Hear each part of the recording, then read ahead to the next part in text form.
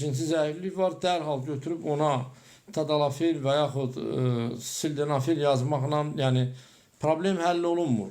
Mən demirəm bunu yazmayaq. Yəni bu preparatlar protokolda var ha. Ümumdünya protokollarında, Avropa protokollarında var bu preparatlar.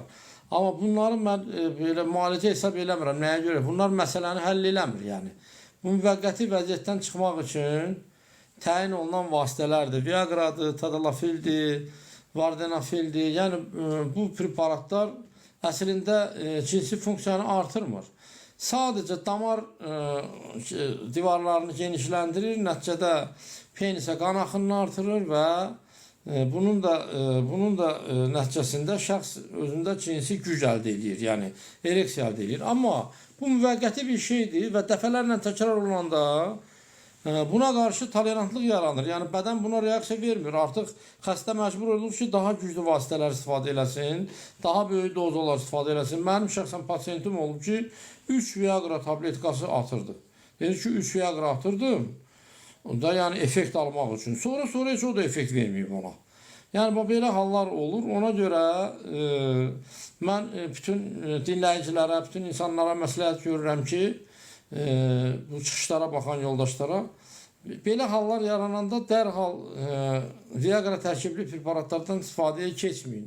Əvvəlcə bu cinsi zəifliyin səbəbini araşdırın. Yəni səbəbi araşdırıb, bacardıqca da yəni araşdırıb tapıb onu aradan qaldırmaq lazımdır birinci olaraq.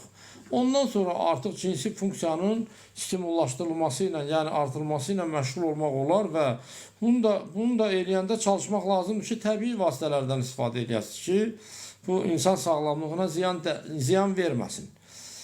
Və sözümü yekunlaşdırıb onu demək istəyirəm ki, keçən çıxışımda kişi cinsi zəifliyinin səbəbləri ilə əlaqədar danışmışdım. Hormonlarla bağlı danışmışdım ki, hormonlarda problem olanda, tutaq ki, prolaktin artanda, estradiol artanda kişi cinsi zəifliyi yaranır. Yəni testosteron azalır, sərbəst testosteron və nəticədə cinsi zəiflik yaranır. Və o çıxışıma əlavə olaraq onu demək istəyirəm ki, hormonların müayinəsi vaxtı çalışın ki, həmişə sərbəst